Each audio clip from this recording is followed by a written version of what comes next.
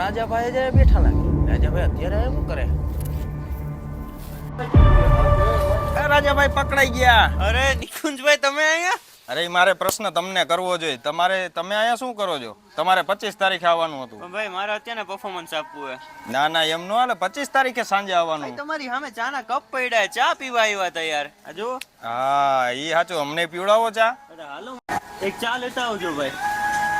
હું એમ કહું છું તમને અત્યારે અમે આવ્યા હતા ને એટલે થોડીક વાઇબ જોવી હતી કેવી છે આપણે આ નાઈટ આઉટ કેફે ની. અને પ્લસ થોડુંક લખાણી કરવું જ પડશે આપણું થવાનું છે સ્ટેજ શો તો. હા ફૂલ ઓન બાકાચીકી થવાની જ છે.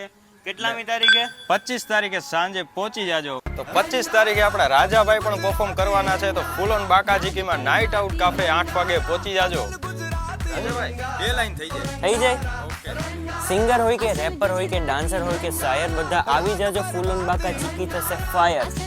અને ટાઈમિંગમાં તો તમને કહી જ દીધું નિકુંજભાઈએ સાંજે 8 વાગ્યાથી લઈને રાતના 12 વાગ્યા સુધી લોકેશન તમને આપી દેવામાં આવશે. અને જો તમે બી સિંગર હોય કે રેપર હોય કે ડાન્સર હોય કે સ્ટેન્ડ અપ કોમેડિયન હોય કે શાયર હોય તમે મિસ ન કરતા. તમે જો નંબર આપેલો જ છે પણ તમને નીચે આપી જ દેશું.